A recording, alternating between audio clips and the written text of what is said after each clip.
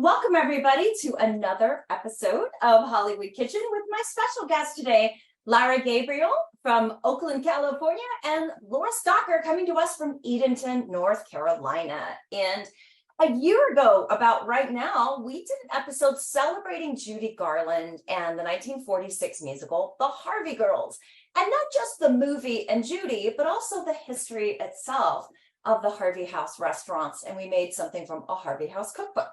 Well, it popped up in all three of our Facebook memories, and we were like, we had so much fun. Let's do it again. And Laura suggested it, and I was like, the answer is yes, of course. So thank you guys. It's so fun to be back a year later doing this again. This is so much fun. I mean, last time was such a blast, and this time we'll get into the recipe, but the recipe is spectacular.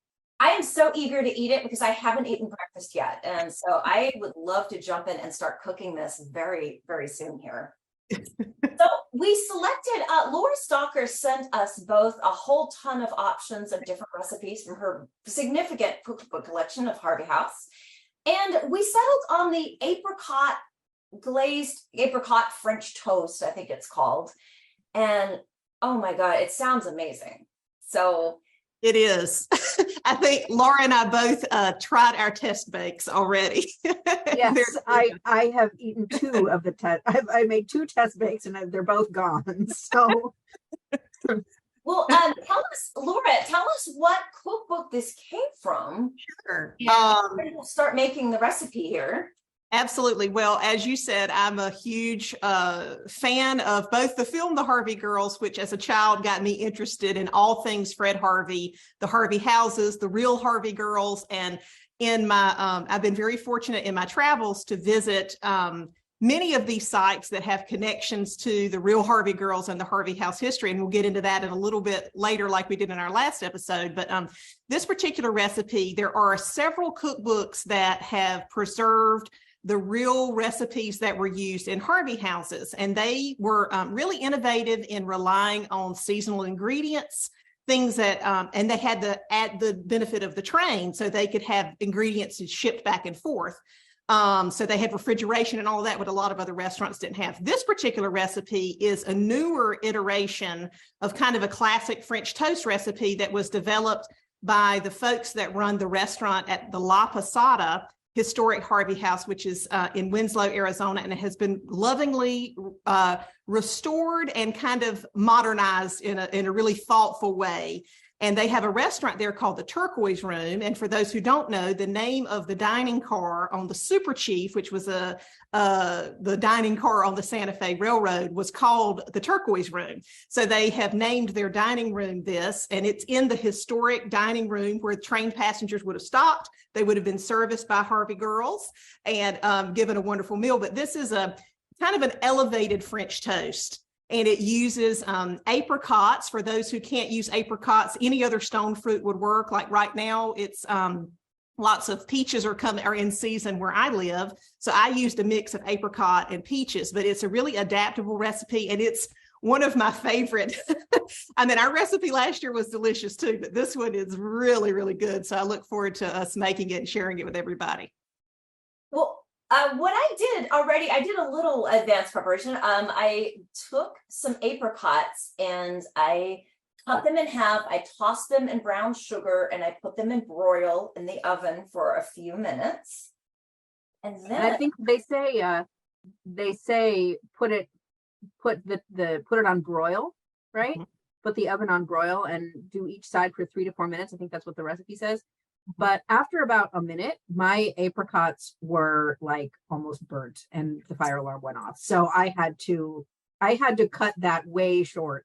Mm-hmm. So if you're making the recipe at home, watch out for that. Manage your oven, because I know everybody's oven's calibrated differently. I did mine 3 minutes on each side. The recipe suggests you taking them out halfway and flipping them.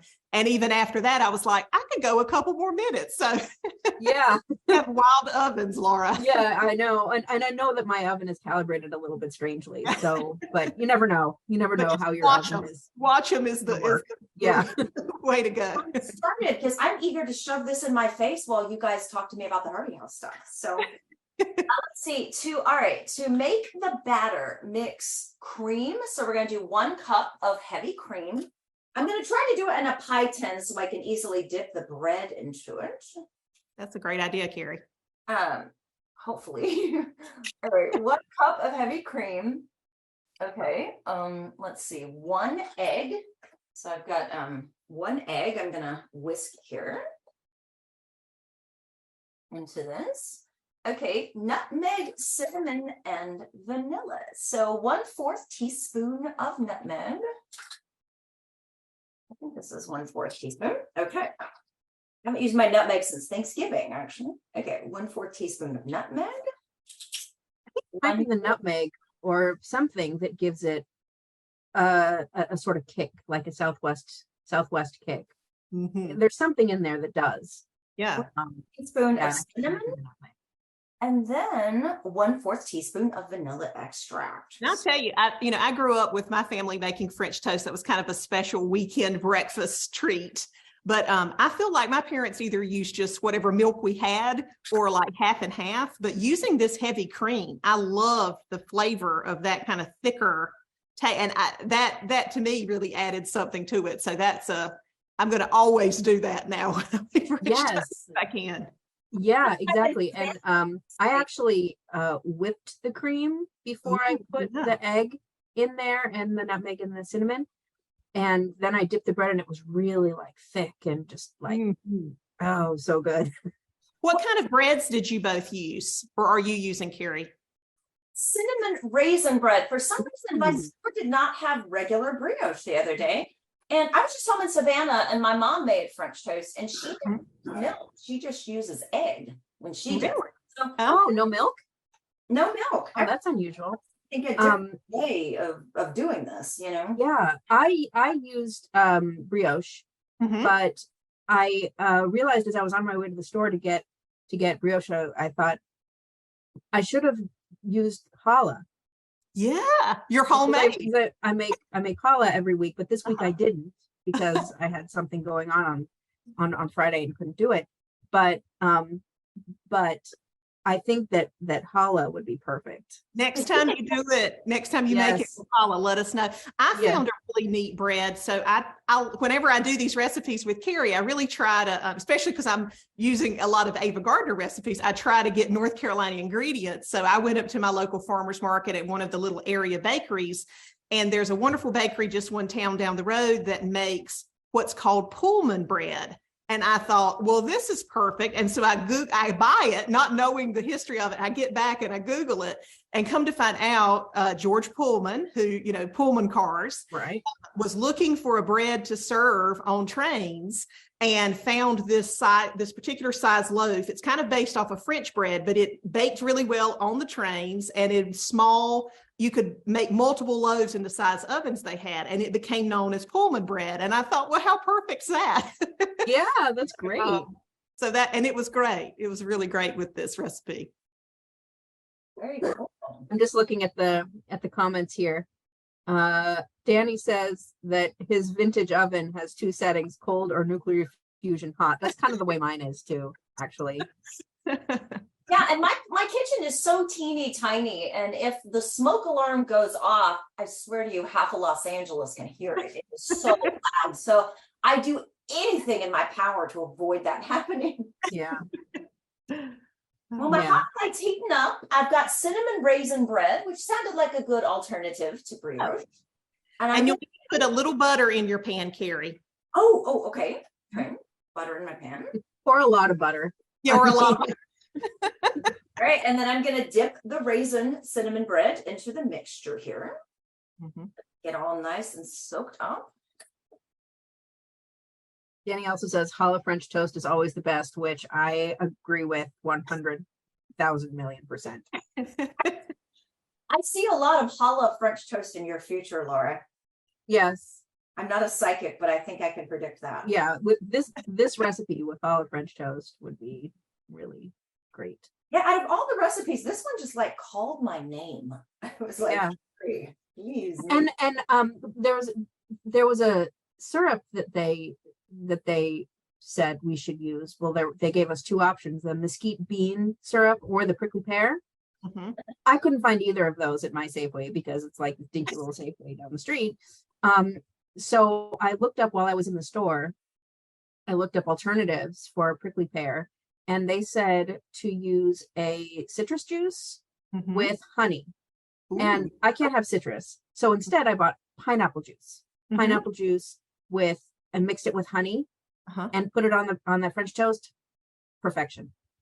That's great. Well, whenever you're traveling through the Southwest, New Mexico in particular, you can find the lots of prickly pear products, candy and other, it's used a lot as an ingredient in dishes, and they make a syrup and a jam and a jelly, and they're all wonderful. But I I know. don't know I if wish I've I ever could. seen them anywhere other than the Southwest. So it sounds like the three of us need to make a Harvey House road trip sometime, Yes. or meet up at a I would Harvey be down for that. and do a live episode at the Turquoise Room or something. Yes. Oh, That would that be would be so cool. That would be so cool. Yeah. Oh, I would love that. Apparently the chef who wrote the cookbook that we used for this episode, he has retired from the Turquoise Room, but the guy who replaced him was his assistant, right, Laura? Yes. Mm-hmm. His assistant for like 35 years or something. Mm-hmm. They did. The restaurant is incredibly thoughtful, and it is honoring the history of the Harvey houses down to like the placemats that the previous chef's wife designed these placemats based off of historic images and kind of iconography from the advertising of the super chief in particular, and made these really unique placemats that are all in the room, and the light fixtures are original, and so many of the things.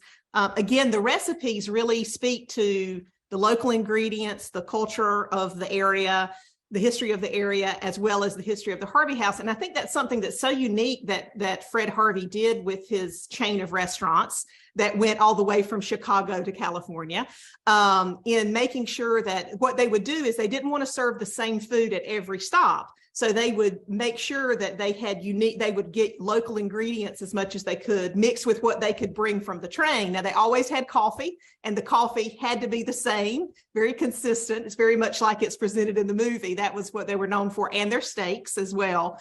Yeah. But each one steak, very rare. Yes, exactly. Each restaurant, they would make sure, each week they would call ahead. Okay, what are you serving? We don't want the passengers from this stop to have the same food at this stop. So they were very conscious of having unique offerings at each restaurant, at each location. And again, speaking to the culture and the food traditions of the areas where they occupied, which I think is really neat and really innovative for the late 1800s all the way through, kind of the 60s was when they started to kind of decline and go away. And branding in the 1800s. Branding, yeah, like crazy. So I think that's really neat. And I love that a lot of the this restaurant in particular, and the people who have restored this particular location, the La Posada, have restored 2 hotels in Las Vegas, New Mexico, one of which is a Harvey House called La Castaneda, and they have a wonderful restaurant there where they do the same sort of thing. They speak to the Harvey House traditions and food history, but they also speak to the local ingredients and culture, and have merged the two like they've done here at La Posada. So yeah, that's so okay, cool. Ladies, we're doing a road trip. Let's just we are totally. I am game. Somebody, Danny's asking, what is mesquite bean syrup? I honestly don't know. What is mesquite bean syrup? That's a good question. I don't know either. That stumped me. And it didn't give any more description than that in the recipe, unfortunately. And whatever it is, it wasn't at Safeway. So. We will look it up, Danny, and we will get back to you in the comments. We will find the answer. Regular syrup too, but I know this is weird, but whenever I eat pancakes or French toast, I really don't use that much syrup at all. I'm just not a huge syrup user, I guess. So well, and this recipe with the fruit added, it doesn't need a lot of syrup. No, I don't think so either. Well, mine is in the pan here.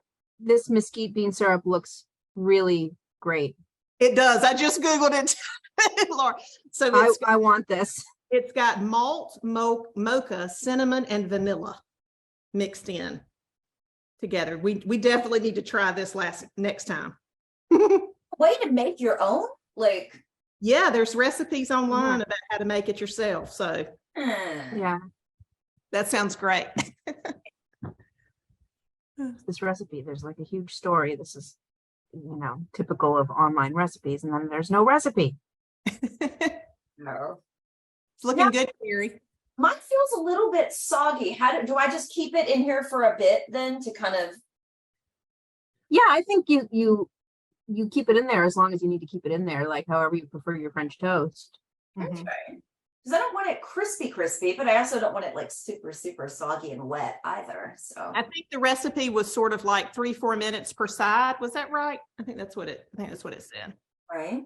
And plus cooking with a hot plate, which I do for these episodes, is a whole other issue than cooking with a stove. So it's kind of and how thick your bread's cut and all of those things factor in as well. Oh, definitely. So while I'm dealing with my French toast here in the pan, tell us about let's go over again, because it's just fascinating, the history of the Harvey houses, and talk about your visits to them, Laura. Well, I have a little presentation. I don't want to interrupt your cooking. I can do that at the end, or I could do it now. Either way, you tell me. But basically, Fred Harvey, for those who aren't familiar with him, was basically the first hotel and food magnate in this country. So before Ray Kroc or Colonel Sanders or anyone like that in the restaurant industry, or Hilton with the hotels, there was Fred Harvey. He came to the United States from England, and he ended up, he was interested in restaurants, worked in restaurants as a young man, ended up ultimately getting in with the railroad. He worked with a few different railroad lines, and he dabbled in restaurants and really wanted to have a restaurant. And he ultimately came up with this idea of why not have good food along the train lines, where the trains, because back then the trains had to stop, they had to reload for water, they had to let passengers off and on, they had to, get rid of cargo, get new cargo, all of those things. And he did a lot of traveling in the railroad in his different jobs, working with different lines, and the food was egregious. It was just the worst you could imagine. It was, the meat was often, not to gross us out as you're about to eat in a minute, Carrie, but the food was often rancid. They would have these little kind of tent cities along the train line where people would come in, and they would have, a set amount of time that they could get off the train to get something to eat before getting back on. And the people who ran these little tent restaurants would take your order, wait to serve your food until you're about to have to get back on the train, and then let you take one bite, and then you'd have to get back on the train. And then they'd take the food into their little makeshift kitchen, cut off your bite marks, and serve it to the next person. The food, it was like the food quality was not what we're accustomed to today, because they didn't have refrigeration in the same way. They didn't have the same means of food storage. Ingredients were very limited into what you could, source locally. So there wasn't there was no consistency, and the quality was not there. So what Fred Harvey did that was incredibly innovative was say, I want to have basically fine dining establishments along the railroad that can serve a patron in like 30 minutes. The time it took, 30 to 45 minutes, the time it took for the train to kind of do what it needed to do and go to the next stop. So he approached the company he was working for, and they didn't really have any interest in it. And they suggested he go to the Santa Fe, the Atchison, Topeka, and the Santa Fe Railroad. And so he came to them with this idea, and they were kind of an upstart, rail line at the time. And they said, that's a great idea. We love that. And so they could provide him with, transport of food. They had refrigeration cars. Ultimately, they had means of, fresh produce that could then be butchered at the hotel or dining hall and all of that. And so he started out with the first couple restaurants kind of in the Kansas area, Chicago and Kansas area. And he started with male waiters, and the male waiters just were a little too rowdy. And so he had this idea of, well, what if we employ women? Now, this was basically taboo, because a woman being a waitress at the time was akin to a woman being an actress. And we all know how the world viewed that at the time. And so he had this idea. He thought, well, if we put structure around it. If we have them meet certain standards, if they can't, they have to stay unmarried. They have to have certain degree of etiquette and poise. We're going to have them stay in a boarding house that we manage. They're going to have curfew, all of this. And we're going to try to attract women who have a bit of an adventurous spirit from the East Coast, from the Midwest, from that haven't really had a chance to travel.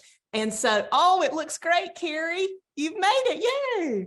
Some more extra for a friend, but you guys keep talking. I'm going to sit here and eat a lot for a minute. Sure.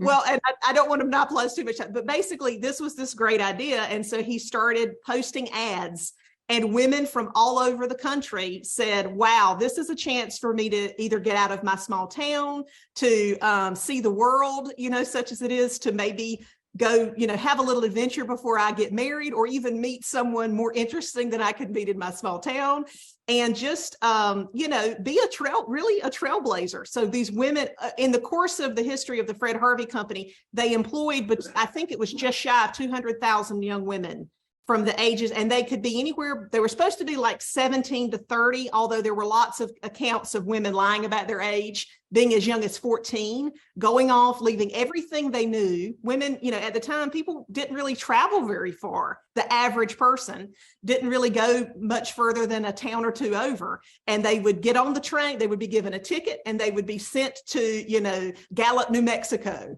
or, some little town, Klingman or whatever, places that they had never heard of, much less dreamed they'd get to go, and then have this wonderful career and opportunity to travel and see a new place and have a big adventure. So it's really a remarkable story, and I can see why it translated so well into the film that we all love. By the way, we're getting several comments asking us to sing on the Atchison Topeka. This is so good, you guys. Oh my God. Isn't it great? That whistle. I'm blowingly good. Down the line, I think that's number 4. And I was just at Johnny Mercer's grave back home in Savannah. Uh-huh. Mm-hmm. What did you say, Carrie, about Johnny Mercer in Savannah? Sorry, my mouth is full of French toast. I was just back at Johnny Mercer's grave in Savannah. He wrote Oh, cool. Topeka and the Santa Fe, right? Yes, he did. He did. Mm. Oh my God. Since I typically handle a lot of the Harvey House history, I know, Laura, you're great at kind of teeing us up about the film. If you want to share any new facts that you've come upon since we last spoke about it, or anything you find particularly interesting. Well, I haven't really come across any new facts since we last talked about it. I don't know if we mentioned, I mean, this is just sort of like funny little trivia that, you, me, and 3 other people will care about. But but that John Hodiak was married to Ann Baxter, which is cool. John Hodiak, of course, was in Harvey Girls. Yeah. I mean, I don't know. Anything you want to add, Laura? Well, I just, speaking of John Hodiak, and I don't think he divulged it, but on one of the TCM cruises, when our beloved Robert Osborne was still with us, someone in the audience asked him, in all the interviews that you did with famous stars, and, was there something that surprised you? And he said, yes, that several women mentioned that John Hodiak was one of the best kissers that they ever kissed on screen. And for some reason that is always, every time I see John Hodiak, I think of him.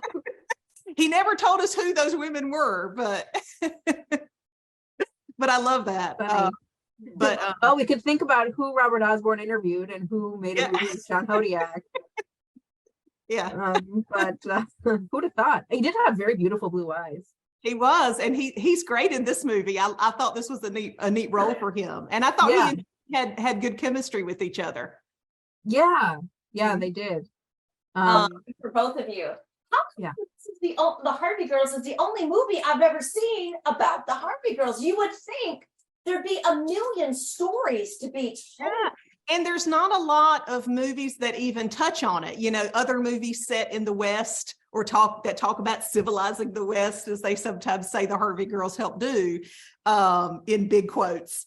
But you know, it's such a wonder. There are several books, and there's some newer books that have come out. There's a wonderful documentary that Katrina Parks, I believe, is the filmmaker that made it, it has a lot of interviews with former Harvey Girls, that it's well worth seeking out, and it's available at most.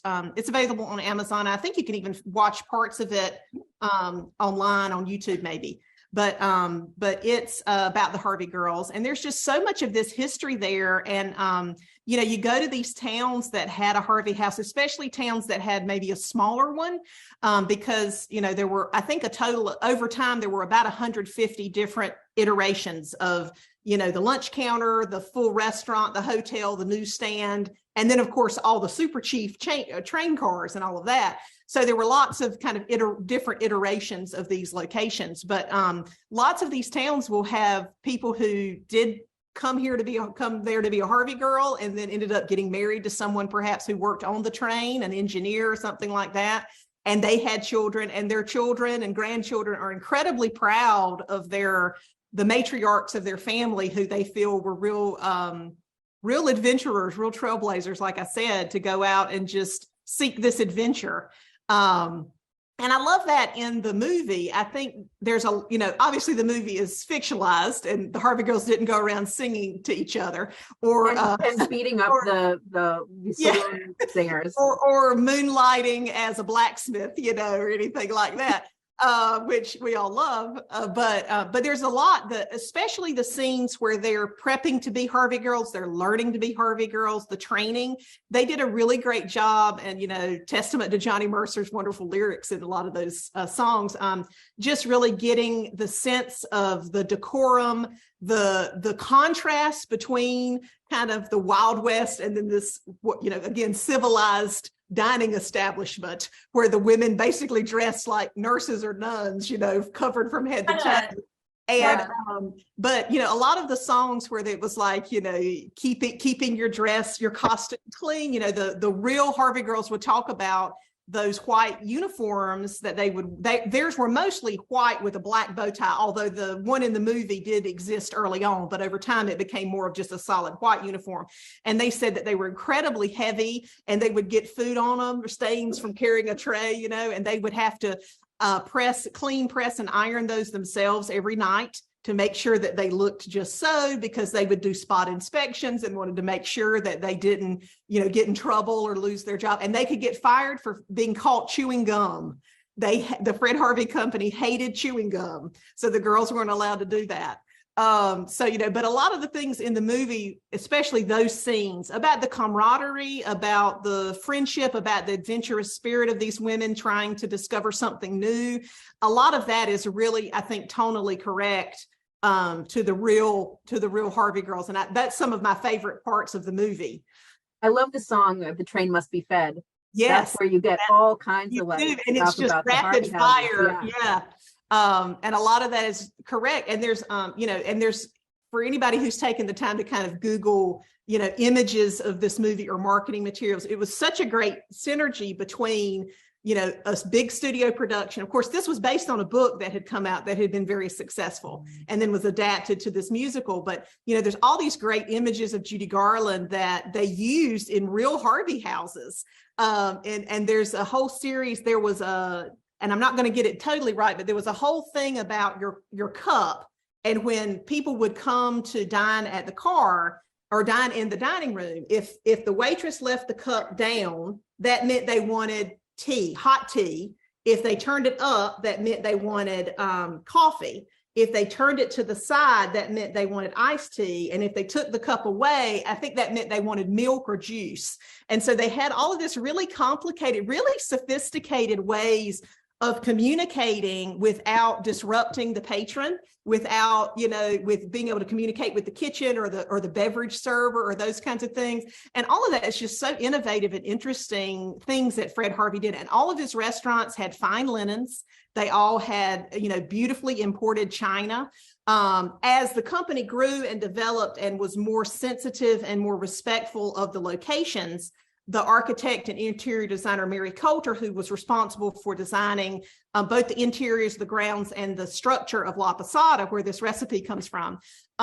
She was more about making sure that the china and the dishes reflected things about the culture. So she would pull things from Native American artwork and speak to that. And she also developed several structures within the Grand Canyon. So for any of our viewers who have been to the Grand Canyon, who have been to the El Tovar or the Bright Angel Lodge, those have a lot of her handiwork there, and the design and decor speak to the peoples that inhabited that land. So I think it's really interesting how the company evolved over time in that respect as well. Laura, Danny has a really good question for you. He says, given the times, did the Harvey girls have to deal with a lot of abuse by the male clientele in real life, or were they protected? It was very protected from what I've read. You've got to consider that you had two sets of clientele. You had the train passengers, which made up the bulk of your day-to-day people. But these restaurants really became part of the fabric of the communities where they occupied, and they were viewed as our town's first fine dining place. So the mayor and the banker and all the like fancy people of the town would come and have their meetings there, would view that as a place to, be respectable, to be respected, to be seen. So you had a clientele that was very, that was not coming, just getting in off the range, dusty off their horse necessarily coming in. And the train passengers, had a time limit. So they were, it was a matter of like, I want to eat, I want to have my meal, and I got to get back on the train. And then as the hotel part of the business developed, those became destination hotels. Those were resort hotels before we really, we had resorts along the East Coast and West Coast, but these were, in the Southwest, and they really brought an elevated hotel stay experience. Think of La Fonda in Santa Fe, which I know Carrie and I both love, and Laura, I'm sure you do too. I'm not sure if you've been there, but that was one that was not built by the Fred Harvey company, but they took it over and operated it. And Mary Coulter, that same designer, came in and really expanded the decor and the experience. And it's, to this day, it is one of the nicest places to go in Santa Fe, both to stay and to dine. So it was an elevated kind of experience all the way around, and the customer base respected that and reflected that, I think. Actually, when I very first posted that we were going to do this episode a few days ago, I had a guy, Shannon Kelly, who used to work at the UCLA Film Archive, commented, "My friend's mom was a Harvey girl at El Rancho in Gallup, New Mexico. She got chased around by Errol Flynn, basically, and talked back to a very rude General Patton. Wild West indeed." Well, I'll make one little correction. El Rancho is still standing today. It's on Route 66, but it was actually built by D.W. Griffith's brother. And the Harvey House was called El Navajo and was just down the street. But both were prominent hotels for stars, and I'm sure Errol Flynn would have tried to chase somebody in either location given an opportunity. It's so cool that you know all this, Laura. You're just like a wealth of knowledge. Well, I'm sure, it's like all of us, when we find something we're really passionate about, it's like there's no end to like what you can find. And what's so cool about this is that it was not that long ago. It really is an interesting story in terms of women's history, of travel history. I'm a graphic designer and artist, so I love all of the branding and design aspect of it. And that there's so, while a lot of these places have been lost, unfortunately, there's still so many that we can go and visit and explore and get to see firsthand, and kind of, and the stars loved these places. So many celebrities stayed there. So so it's just got all of these like webs that connect for me personally. And I was looking on the website of the Turquoise Room, and saw that Eleanor Powell is considered to be the first passenger of the Super Chief and the first customer of the Turquoise Room, which is really cool. That is so neat. And, and that's what's really cool about La Posada is it's one that you can still take the Amtrak to. You can go there and stay. El Tovar in the Grand Canyon, there is the Grand Canyon Railway, which you can stay at a Harvey House in Williams, Arizona, and eat at a Fred Harvey restaurant, and then take the train into the Grand Canyon and see it by train the way that so many people experienced it for the first time, and then stay at the El Tovar. You can do this whole package deal, which I've done, and it's fantastic. So there's just so much history there. And again, and I'm also a huge national parks fan. So this is just, again, it's like everything I love. And I love French toast. So there we go. So it's all things Laura. Question. Did any of these women keep a diary about their years as a Harvey girl? Because I love reading letters and diaries of history and day-to-day experiences. There are several that I think there's a few museums that either are specific for the Fred Harvey Company or kind of speak to railroad history and incorporate some of this history. There's a great museum in Colorado, the Colorado Railway Museum, I believe. So there are some that have letters and diaries, and then there is a wonderful book, Stephen Fried, I think is how you say it. It's spelled Fried. He wrote a book called Appetite for America, which is the definitive biography of Fred Harvey, and talks about his history and how he got into the business and all the innovations that some of which I've shared already. It's a fascinating read, and he's one of the premier historians. And I think if you look at kind of the source of his book, there's several references to other diaries, but as far as I know, none have been published. And I feel like that's a real missed opportunity, because most of the ones that exist that I'm aware of are in collections at museums, which, make them accessible. But I would love to have, a handful of these to kind of read on my own.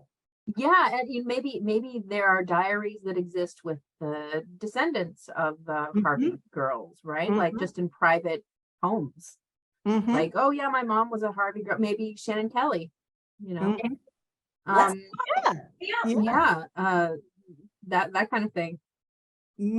Benjamin has another question. Benjamin says, for how long did women work as Harvey girls? Were there ones with long careers? So when they first started hiring women, there was a rule that the women couldn't get married. So that limited the years of service. However, as time went on and taste changed, and the advent of the automobile and things really changed in the kind of the World War II years to when the company sort of dissolved, although there is still a Fred Harvey Company today, they started allowing either women who were widowed, women who were divorced, or women who wanted to get married. And there were some Harvey girls, especially in the restaurant that was at the Alvarado Hotel in Albuquerque, which is unfortunately one of those beautiful ones that was destroyed. So sad. There was also a dining room in the airport in Albuquerque. Those were two locations in particular where some of the waitresses had 20 to 30-year careers, maybe starting as teens or in their young 20s and working all the way through until those restaurants closed. So some women did indeed have longer careers. And another thing, to think about, it's unfortunately a sad remnant of the time, but a lot of the early Harvey girls that were hired were exclusively white women. But over time, those mores, or whatever you want to call them, changed. And they did hire a more diverse population that was more reflective of the communities where they serve. So indigenous women, women of, Mexican descent and all of that. So it was really great to kind of see, again, the company evolve with the times and with the changes of social structure and all of that. It's interesting that you said that there was one in an airport, because I was thinking this morning, as I was thinking about the Harvey houses and what they were and who they served and that kind of thing. And I was thinking, I don't think that there is any like branded airport restaurant that's similar to this. No. But and I don't know how many they had in airports. I know of the one, it was called the Kachina Room in Albuquerque. Yeah, but I was thinking that it would be, if you were to compare the railroads to something in the modern day, would probably be like airports. And so I was thinking, like, there isn't any sort of analogous restaurant experience in airports today. Mm-mm. Um, And wouldn't that be neat? Are we coming up with a business plan, ladies? yeah, I mean, it's but I'm not sure how. I mean, it probably couldn't be it couldn't be exactly the same because you're talking about passengers from one stop. They didn't want them to eat the same food at one stop as they did the next stop. And in airports, people are coming from all over, so it would have to be a different idea. But it sort of made me think, like, I think somebody's missing some opportunity here. Yeah. Because I agree. The airport food, like, it tends to be pretty stale and gross. Yeah, it would be a cool idea. Well, I was just thinking about this past Christmas. My mom and dad and I drove up from Georgia to North Carolina to visit Laura, and we stopped at Buc-ee's. Now, having driven across a lot of America, a lot of times if you have to go to the bathroom, the rest stops are very sketchy. You have to really worry about your safety. The bathrooms are filthy. The food is bad, if anything, And Buc-ee's was like this incredible place that's very branded and very marketed, but it's also like the bathrooms are sparkling clean. They had barbecue, they had a deli, they had a bakery. It was crazy. And I thought, wow, that's kind of the same thing in Fred Harvey, in a way that they're meeting a need that really wasn't being met by anybody else at the time. Sure. That's kind of, would you say Buc-ee's is a little akin, maybe? I mean, I can certainly see the point. One of the things that just kind of struck me, in what you were saying, both of you were saying, is if this kind of model was rolled out to airports today, let's say, it's very interesting. You think of Buc-ee's, you think of, a chain like Olive Garden or Applebee's or whatever. And the idea is to have a consistent experience everywhere you go. The food, you can get this special food and it's always going to taste the same.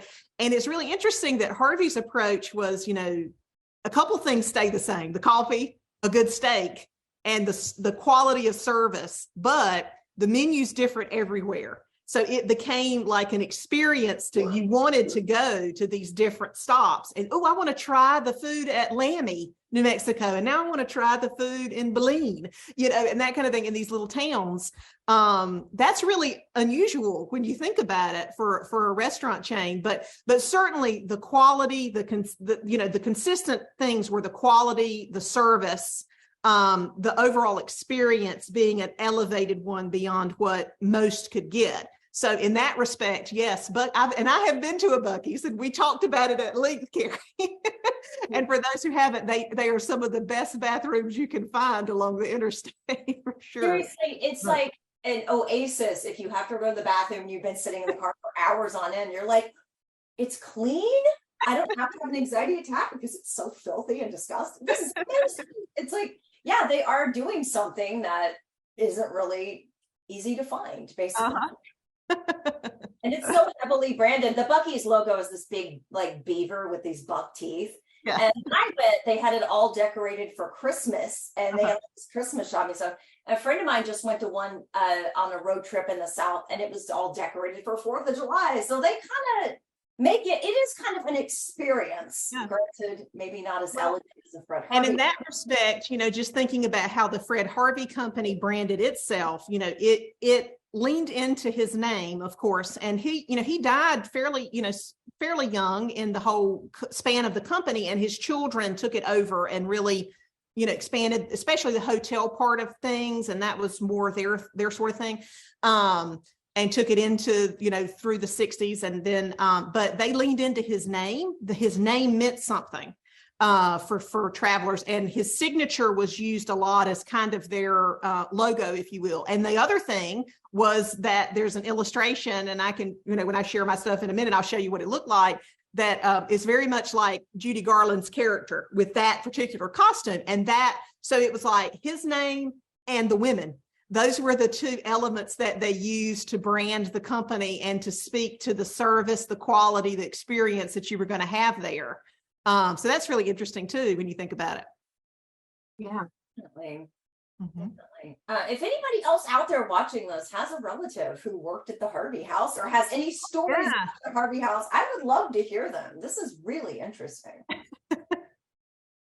Have we got any other questions, Laura? I haven't been monitoring Well, it. Benjamin just asked if you found any Harvey souvenirs. Like Oh, I Harvey have loads. souvenirs. Yeah. Yeah, we I were was just telling, looking at I some was, super I cute was things telling earlier. them before we started. My husband Miles and I love to travel, and we kind of both got into finding these Harvey houses along the way, especially when we were starting to go to national parks together. And again, the history is very interlocked in a lot of ways. And I have all of these really cool. They made these beautiful ads that looked things like this for the Santa Fe Railroad. So I have a whole series of these ads that I have as a big decoration in my home over my mantelpiece. And I'm not trying to show them too fast, but just show you a few. You know, these really colorful, I mean, these would have made me want to jump on the train and go to a Harvey House and go to the Southwest. And they really leaned into, you know, the history. You know, here's a Kachina doll right here. They sold artwork made by indigenous people there at a lot of their gift shops, which is a really neat part of their history. And so I have a lot of print ads, a lot of that type of ephemera. The turquoise room had this beautiful, really cool logo, and made these ashtrays. And I have one of the original ashtrays from the Super Chief turquoise room dining cars. Also, I have some jewelry that would have been worn. They had these women that worked at La Posada in particular that were hired by the Fred Harvey Company, and they would be tour guides, and they would take celebrities on these big vans and buses to the Painted Desert and to the Grand Canyon and all of these, and give these guided tours. And they would also go to some of the Pueblo communities and take people to see, indigenous people making artwork and all of these arts and crafts and things. And in a past life, I would have been one of these women. Because they had head to toe turquoise jewelry, which I love. And they wore these beautiful dresses, and I would have totally been one of these women. So I have some pieces that are historic from that my husband has found for me as presents, which has been really great. And then I'm trying to think what other things. I have a set of the placemats from the turquoise room at La Posada. And then I have a mix of things from the film, The Harvey Girls. I have a copy of the book, and then lots of the sheet music from the film, and some other things. Like, I'm sure I'm missing some things, but and then every book I can find. Figurine. I'll show you. Yes, and Kate and I both have one of these cute little figurines of a Harvey girl. Yes, look at that. Is that a plate? What is it? This is a little glass figurine. Mm-hmm. But on the side, what's on her side? I don't It know. looks like a Right. It's like a little. It's a little tray. It's a little tray with tray. Okay. Mm-hmm. Oh yeah. Tray with some look at that. Service on it. Love it. And it says early Harvey girl. Mm-hmm. Early. Okay. Laura, I'm going to make you a co-host so you can do your PowerPoint. Oh, sure. Yeah. We have another question. Two people actually are asking the same question about the Harvey House in Union Station. Is that a thing? Which one? Union Station. Ooh, okay, we didn't get there. Union Station in LA. Annie asked, is it true the restored restaurant at LA's Union Station used to be a Harvey House? Correct. Yes. Yes. And in fact, I've got that in my, so in my little presentation, which I'll share, I've got some historic postcards that show you what these buildings would have looked like, or their interiors, and then some more recent photographs that I've taken on some of my travels. This doesn't cover everyone I've been to, but it covers some of the ones in the Southwest and kind of some of the depots, because I thought the depots would be fun to share since we're talking about, this movie that's all about the train. But yes, you are correct, Danny. That was one. And it was beautifully decorated. If you get a chance, I mean, it's still beautiful now, and it's been restored, I think, just a few years ago, wasn't it, ladies? You may know. I don't know if anything's in it now, but it was restored to kind of be used as a special events venue, or perhaps a restaurant again. But I will share. I don't know, but maybe somebody in the comments knows. The Union Station since pre-pandemic, but we used to have an Art Deco cocktail night occasionally at this restaurant called Trax, Traxx, inside of Union Station. And it was very Art Deco and very historic. So I wonder if that would have been the space. I'm not Well, sure. you'll see a few of my pictures and you tell me if it's the same. Okay. Okay, let's see So here. you are co-host now. You should be able to share the screen. Share my screen. Can everybody see my screen? I'm going to do this slideshow. Okay. So for those of you who were on our last show, this is going to cover a few of the same things, but I've added some new pictures. I'll just show you these images right across the screen were ones that were made in conjunction with the film. And if you look at the middle one, you'll see a little bit of Bra, which is the Alhambra, which was the hotel that John Hodiak or the saloon that he ran. And here's like a cameraman. And these were actually images that were used to promote the Harvey House restaurant at Union Station in LA. So they were used in ads and other things. And they may have actually been, these original paintings may have actually been on display there. I'm not totally sure on that, but these are some of my various travels. So this is me at different Harvey House locations, which we'll get to in a second. So I can prove to you that I was there. So I started with a few of the depots. So there is a beautiful, for those who haven't been, there's a beautiful station in Kansas City, Missouri, Union Station. And while the Fred Harvey Company didn't build the depot, they were asked to run the dining room in this station. This was kind of a one-off sort of thing. And as you can see, they had these postcards for the West Point room. And there's the illustration I was telling you about that had the Harvey girl delivering food and the Fred Harvey signature up top. But that's a picture of that restaurant in a postcard form. And then here's Union Station today. And there is a restaurant there now called Harvey's that pays tribute to the Harvey House and the history of the Harvey House. And I think has a few similar menu items, if I'm not mistaken. I haven't been to the restaurant yet, but it is on my bucket list next time I'm there. So here's is it in the same space, Laura, or is it a different space? Mm-hmm. It's in the same space. Mm-hmm. Yes. Cool. So that's another neat thing about it. So you mentioned Union Station. Of course, here's what the interior of it looked like when it was the Fred Harvey restaurant at Union Station. And here is a postcard for the exterior of the building, again, with this same lovely illustration of the classic Harvey girl.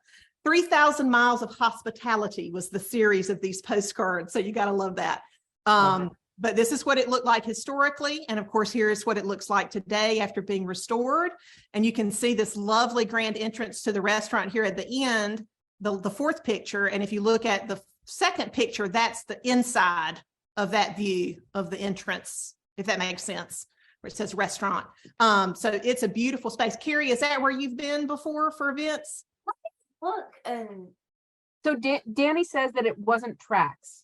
okay, Okay. yeah, right. It's an outside space. It's Okay. a much bigger space you have to go outside to get to, he says.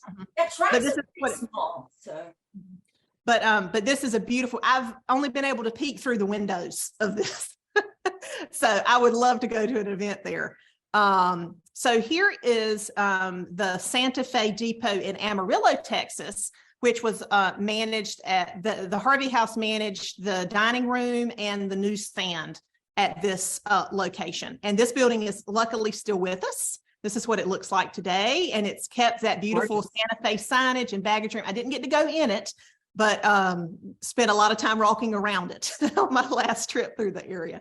And then here's another depot. This one's really neat. This was operated both by the Santa Fe Railroad, and it was kind of an offline in the town of Guthrie, Oklahoma. And then it was later operated by the Union Pacific Rail Line.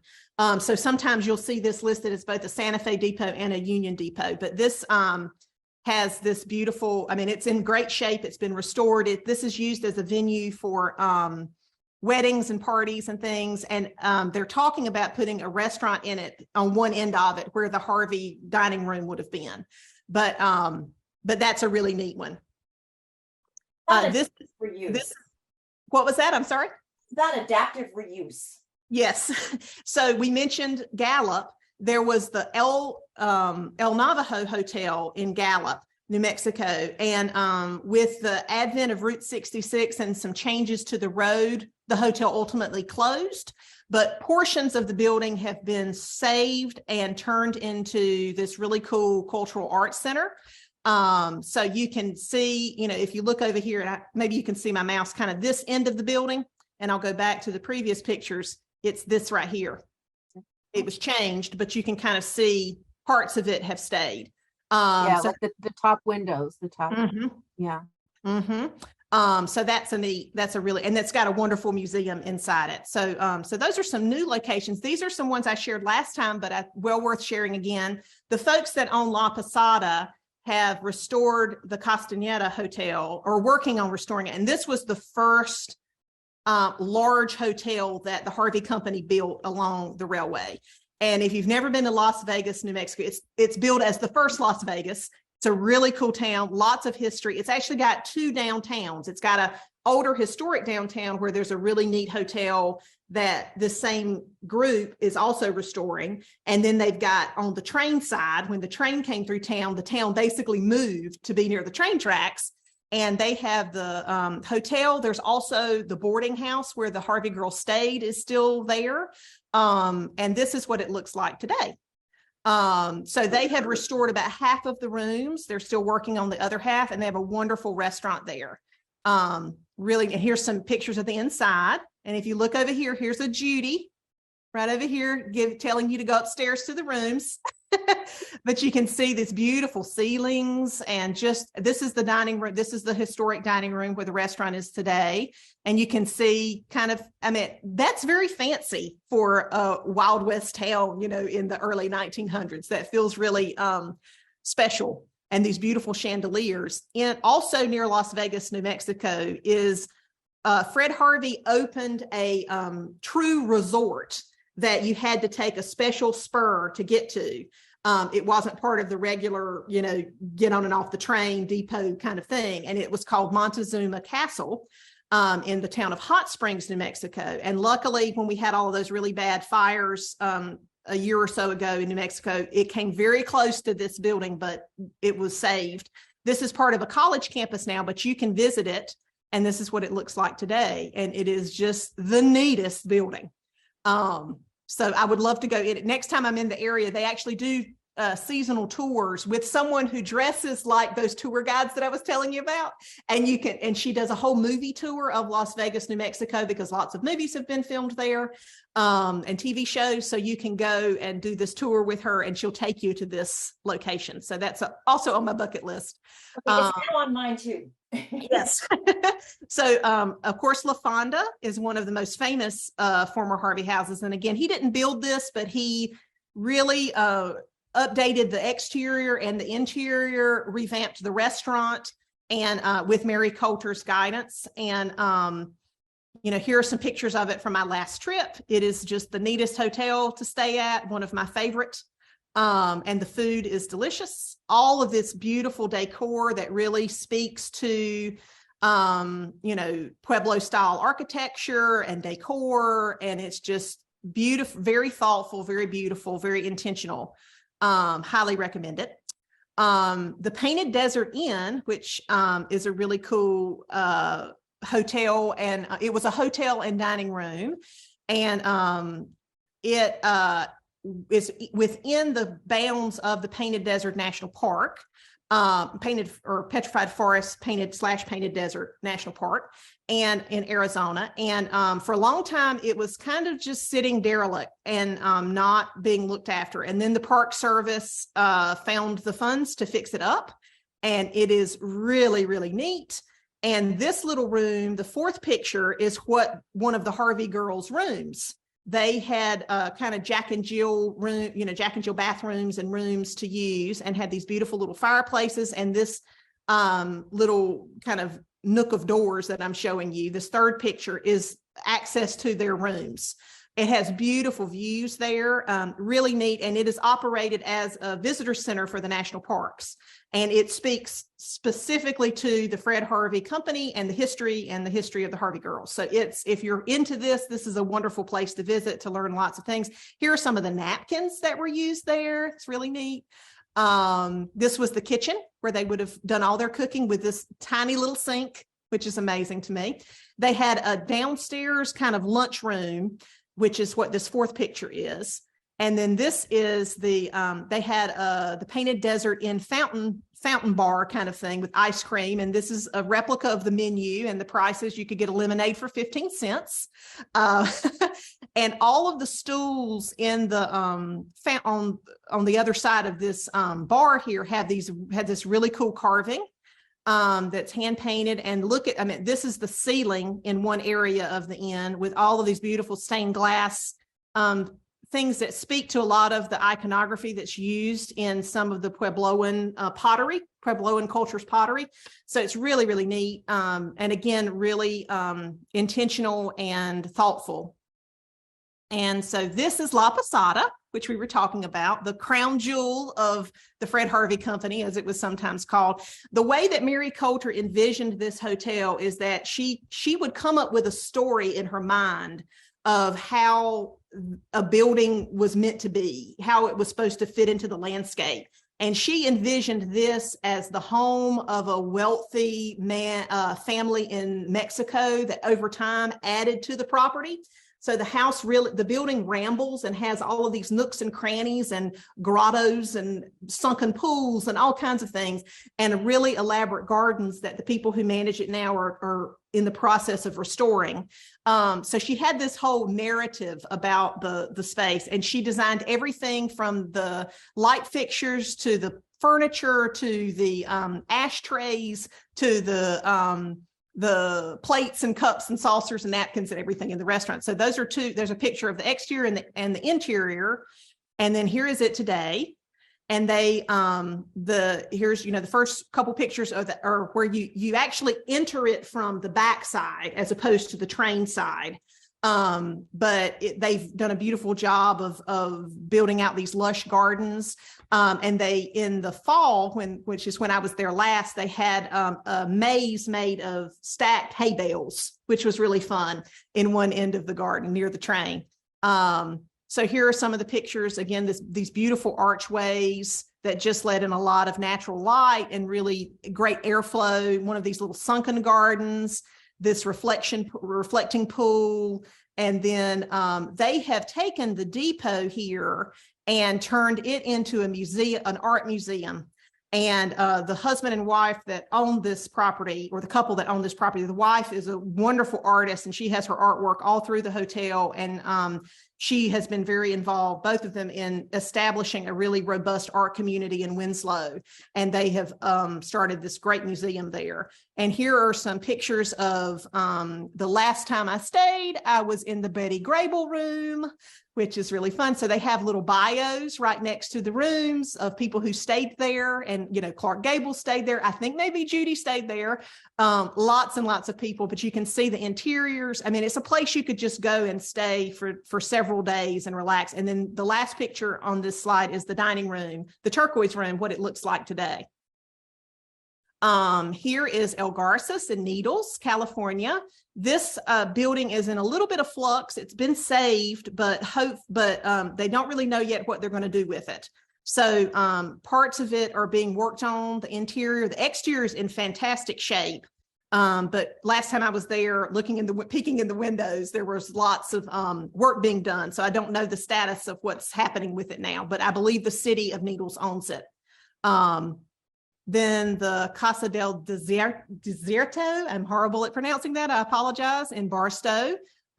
It has a Route 66 museum in it and some other museums, railroad museums, and a couple places you can go in, and you can still take the train there, and it has these beautiful copper light fixtures and copper details. And they had an event there that our beloved Angela Lansbury attended. And she took a bunch of pictures there and talked about the Harvey history. And they have a whole display about the film and the Harvey Girls there. That's really neat, and pictures. And so that's the last one of the places I've been. And then I just wanted to, you talked about merchandise. There is a fantastic antique store, and I love the owners of it. They've become friends of mine, and Santa Fe, called Santa Fe Antiques. And they have some of the best options for getting Harvey House or Fred Harvey collectibles.